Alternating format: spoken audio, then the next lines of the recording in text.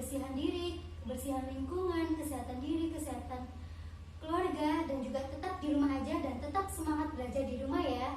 Nah, hari ini kita akan belajar mengenai program linear 2 variabel, di mana program linear 2 variabel ini diturunkan dari KD 3.2, yaitu menjelaskan program linear 2 variabel dan metode penyelesaiannya dengan menggunakan masalah kontekstual, dan juga KD 4.2 yaitu menyelesaikan masalah kontekstual yang berkaitan dengan program linear 2 variabel.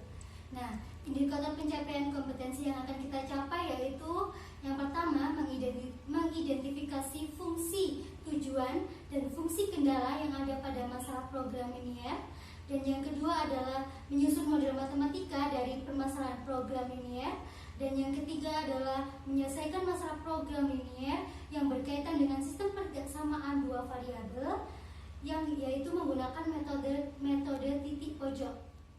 Apa sih tujuan dan manfaat kita untuk mempelajari program linear 2 variabel ini? Ada yang tahu, teman-teman? Ya, betul.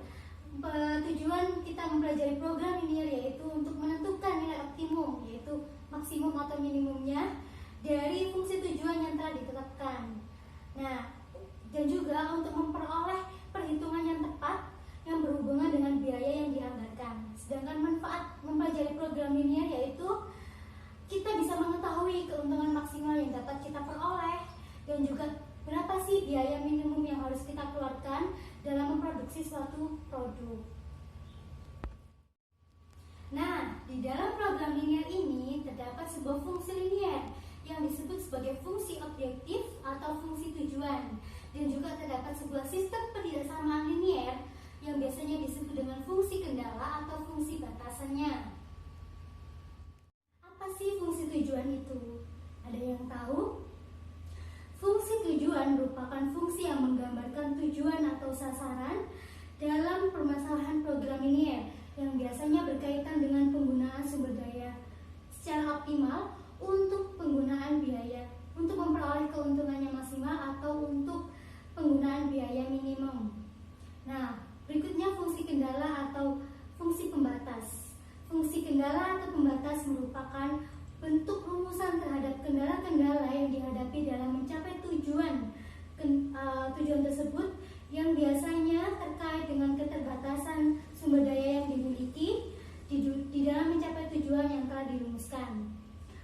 Yang terakhir yaitu batasan variabel. Batasan variabel ini menggambarkan tentang wilayah variabelnya. Nah, jumlah sumber daya yang tersedia untuk suatu persoalan program linear tidak boleh negatif atau bisa disebut lebih dari sama dengan 0. Nah, setelah kita membuat model matematikanya, langkah selanjutnya yaitu kita menentukan daerah himpunan penyelesaiannya. Nah, daerah himpunan penyelesaian program linear ini sangat terkait dengan kemampuan kita untuk melakukan sketsa daerah himpunan penyelesaian suatu sistem. Nah, berikut ini adalah langkah-langkah untuk menentukan daerah himpunan penyelesaiannya, yaitu yang pertama kita buat dulu sumbu koordinat kartesiusnya. Nah, yang langkah kedua yaitu kita menentukan titik potong pada sumbu X dan sumbu Y dari semua persamaan-persamaan yang telah dibuat. Langkah ketiga yaitu kita sketsa grafiknya dengan menghubungkan antara titik potongnya. Berikutnya yaitu kita pilih salah satu titik uji yang berada di luar garis, yang kemudian kita substitusikan ke dalam persamaannya, lalu menentukan daerah himpunan penyelesaiannya. Untuk menentukan nilai optimum fungsi objektifnya dapat digunakan dua metode, yaitu yang pertama metode uji titik pojok dan yang kedua adalah metode garis lidi. Nah, untuk pertemuan kali ini kita akan membahas menentukan nilai optimum menggunakan metode uji titik pojok. Untuk metode uji titik pojok sendiri dalam menyelesaikan masalah program linear terdapat langkah-langkah sebagai berikut. Yang pertama yaitu gambarlah daerah penyelesaiannya dari kendala-kendala masalah program linear tersebut. Lalu yang kedua, kita tentukan titik-titik pojok dari daerah penyelesaian tersebut. Lalu yang ketiga adalah kita substitusikan koordinat dari setiap titik pojok tersebut ke dalam fungsi objektifnya. Lalu kita bandingkan nilai fungsi objektif tersebut, di mana nilai terbesar berarti menunjukkan nilai maksimumnya dan nilai terkecil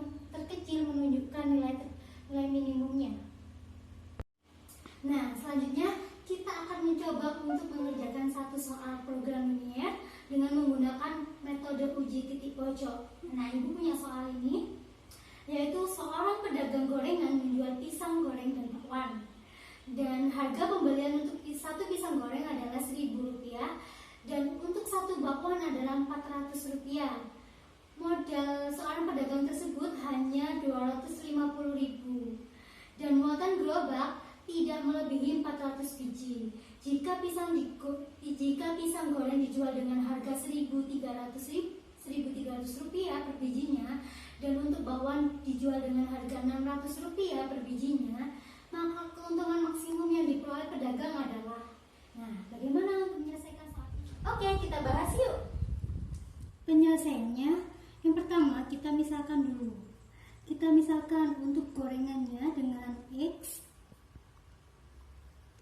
dan untuk bakwannya kita misalkan dengan Y. Setelah melakukan pemisalan, kita buat tabelnya.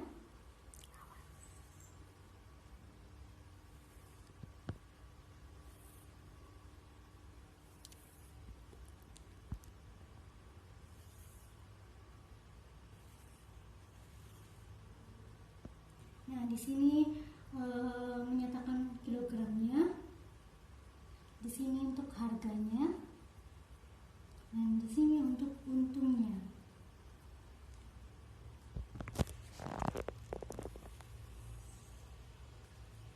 Lalu pada tabel ini gorengan,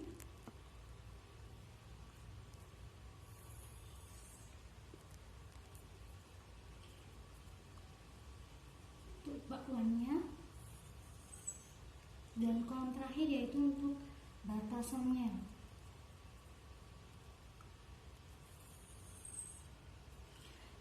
Kita ketahui dalam soal tadi bahwa untuk harga gorengannya adalah 1.000, maka di sini adalah 1.000x. Karena harga jualnya tadi adalah 1.300 dan harga pembelinya 1.000, maka keuntungannya yaitu 300 karena 1.300 dikurangi dengan 1.000. Lalu untuk bakwannya, harga belinya tadi yaitu 400, maka 400Y, dan keuntungannya yaitu 200 rupiah karena tadi harga jualnya yaitu Rp600 dikurangi dengan harga beli, maka 200. Untuk batasannya, dalam satu gerobak hanya muat 400 biji, maka di sini kita isi dengan 400. Dan modal yang dimiliki seorang pedagang tersebut yaitu Rp250.000. Maka keuntungan maksimum yang diperoleh seorang pedagang tadi kita taruh di tabel ini, maksudnya di kolom ini. Fx, Y sama dengan 300x ditambah dengan 200y. Sorry, ini tadi ada x nya, ini ada y nya. Nah, setelah kita membuat tabelnya, kita tentukan model matematikanya. Untuk yang persamaan pertama atau peridasarsamaan pertama, yaitu berarti 1000x ditambah dengan 400y kurang dari sama dengan 250.000. Kemudian untuk yang ketidaksamaan kedua, kita punya x plus y. X plus y tidak boleh atau kurang dari sama dengan 400. Ini yang persamaan pertama, ini yang persamaan kedua. Karena persamaan pertama bisa kita sederhanakan lagi dengan cara kita bagi dengan 100. Maka menjadi 1000 dibagi 100, 10x ditambah dengan 4y, karena 400 dibagi 100 adalah 4, kurang dari sama dengan 2500. Nah, kita sudah dapat persamaan pertama, kita sudah dapat persamaan kedua dengan fungsi objektifnya yaitu 300x ditambah dengan 200y. Setelah kita membuat model matematikanya, langkah selanjutnya yaitu kita menentukan titik potong dari garis persamaan pertama dan persamaan kedua dengan sumbu X dan Y masing-masing. Nah, untuk mempermudah kita menentukan titik potongnya, kita buat dulu tabelnya.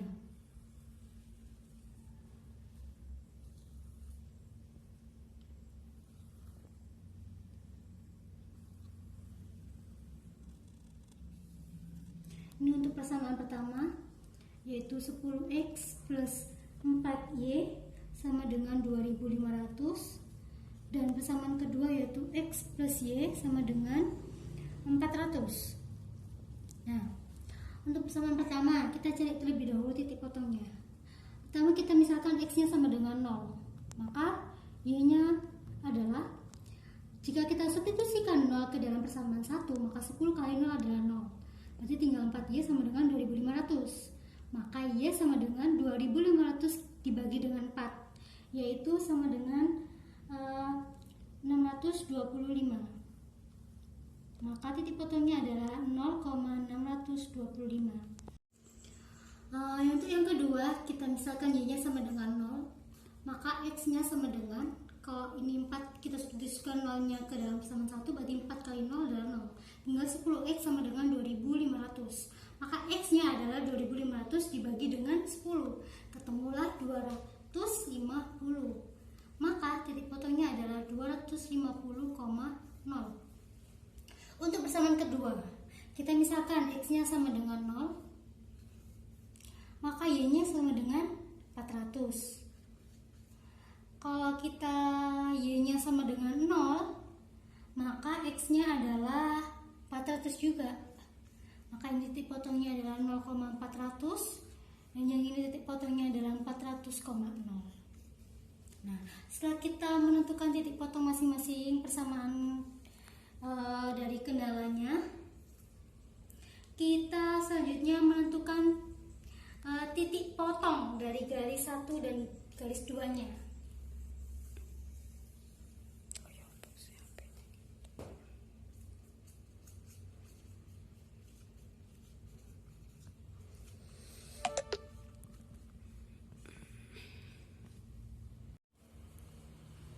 Untuk menentukan titik potong garis 1 dan 2, kita bisa menggunakan metode eliminasi substitusi dari persamaan 1 dan persamaan 2-nya.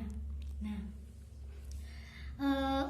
kita mau mendapatkan nilai X-nya, sehingga kita harus menghilangkan nilai Y-nya. Maka untuk yang persamaan 1 kita kalikan dengan 1, untuk yang persamaan 2 kita kalikan dengan 4, maka menjadi 10X plus 4Y sama dengan 2500. 4X plus 4Y sama dengan 1600. Lalu kemudian kita kurangi, 4Y dikurangi 4Y adalah 0, dan 10X dikurangi 4X adalah 6X, dan 2500 dikurangi dengan 1600 adalah 900. Maka ketemu nilai X nya adalah 900 dibagi dengan 6, yaitu 150. Setelah kita menemukan nilai X nya yaitu 150, lalu kemudian kita substitusikan. Mau disubstitusikan ke persamaan 1 bisa, persamaan 2 bisa. Di sini kita akan mensubstitusikan nilai X-nya ke persamaan 2, yaitu X plus Y sama dengan 400, karena yang lebih mudah. Kita masukkan X-nya adalah 150 ditambah dengan Y sama dengan 400. Maka nilai Y-nya adalah 400 dikurangi dengan 150. Y sama dengan 250. Maka ketemu nilai titik potongnya yaitu 150,250.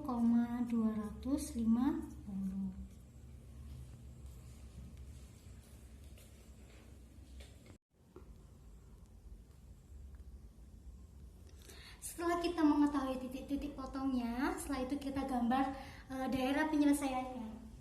Untuk titik pertama yaitu 0,625 dengan X-nya berarti 0 dan Y-nya adalah 625.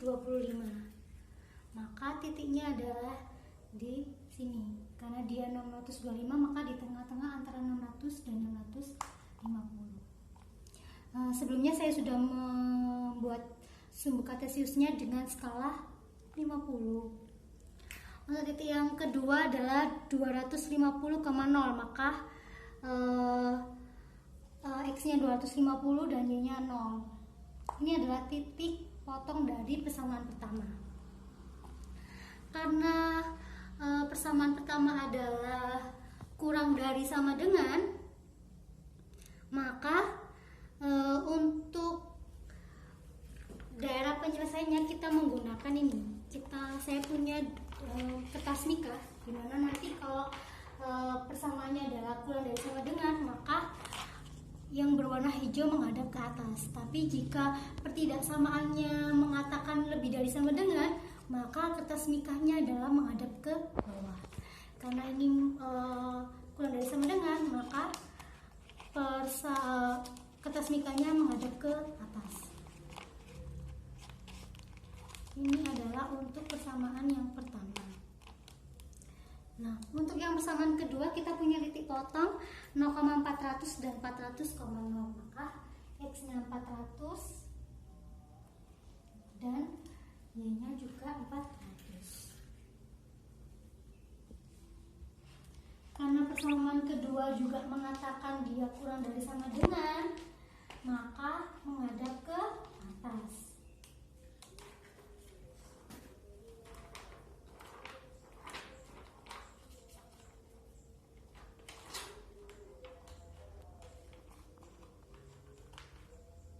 Nah, kita bisa melihat dari grafik ini kalau daerah penyelesaiannya itu yang tidak tertutupi oleh kertas mikanya, maka yang termasuk daerah penyelesaiannya adalah yang kita bisa lihat di mana daerah penyelesaiannya, yaitu yang ini. Lalu kemudian kita arsir. Nah, selanjutnya kita menentukan titik pojoknya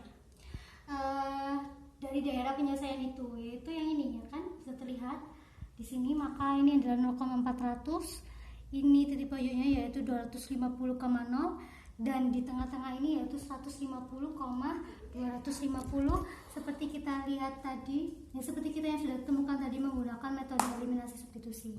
Maka ada 3 titik pojok, 250,0, 150,250 dan 0,400. Setelah kita mengetahui ketiga titik pojok tersebut, langkah selanjutnya adalah kita substitusikan ketiga titik pojok tersebut ke dalam fungsi objektifnya.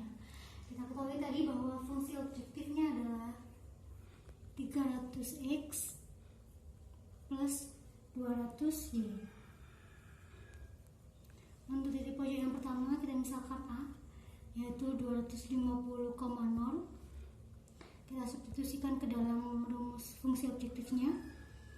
Kita substitusikan X-nya adalah 250, kemudian Y-nya adalah 0, maka ketemu hasilnya adalah 75.000. Untuk titik pojok yang kedua, B, yaitu 0,400. Kita substitusikan X-nya adalah 0 dan Y-nya adalah 400. Maka 200 dikali dengan 400, hasilnya adalah 80.000. Untuk titik pojok yang ketiga adalah 150,250. Kita substitusikan X-nya 150, kemudian Y-nya adalah 250, maka hasilnya adalah 95.000. Karena di soal kita diminta untuk mencari keuntungan maksimum dari pedagang tersebut, maka kita pilih nilai yang terbesar. Di sini yaitu 90.000. Maka keuntungan maksimum yang diperoleh seorang pedagang gorengan dan bakwan adalah 95.000. Nah, setelah kita mengerjakan satu soal contoh tersebut, kita bisa menarik kesimpulan bahwa untuk menyelesaikan permasalahan program ini dengan metode uji titik pojoknya adalah yang pertama kita membuat model matematikanya terlebih dahulu, bisa menggunakan bantuan tabel yang pertama tadi. Lalu kemudian setelah kita membuat model matematikanya, kita mencari titik potong dari persamaan-persamaannya dengan bantuan tabel, dan juga kita mencari titik potong dari garis persamaan pertama dan persamaan kedua dengan menggunakan metode eliminasi substitusi. lalu kemudian kita gambar grafiknya sehingga diperoleh daerah penyelesaian permasalahannya. Setelah kita menggambar grafiknya, kemudian memperoleh daerah penyelesaiannya, kita substitusikan nilai titik pojoknya ke dalam fungsi objektifnya. Lalu kemudian kita bandingkan nilai dari fungsi objektifnya. Jika kita diminta untuk mencari keuntungan maksimal, berarti kita mencari nilai yang terbesarnya. Tapi jika kita disuruh mencari biaya minimalnya, berarti kita mencari nilai terkecilnya. Nah, setelah ini bersama kelompoknya kalian semua mengerjakan lembar kerja siswa dengan soal seperti yang ada di samping saya ini. Bisa dikerjakan minimal 3 orang satu kelompok sampai 5 orang. Nah, setelah itu untuk jawabannya nanti saya akan menyertakannya di bagian belakang video ini. Nah, bagaimana untuk pengerjaan lembar kerja siswa tadi? Mudah bukan? Nah, kalau misalnya kalian ada kesulitan atau apapun, nanti bisa dilihat jawabannya di akhir video ini. Nah, untuk dari saya sekian, semoga bermanfaat, dan apabila ada salah kata atau salah penjelasan, saya mohon maaf yang sebesar-besarnya. Saya akhiri. Wassalamualaikum warahmatullahi wabarakatuh. Jangan lupa, pesannya adalah tetap menjaga kebersihan dan kesehatan kita. Nah, jangan lupa juga untuk like, comment, dan subscribe video ini. Semoga bisa terus memberi motivasi, bisa terus memberi manfaat untuk kalian semua. See you.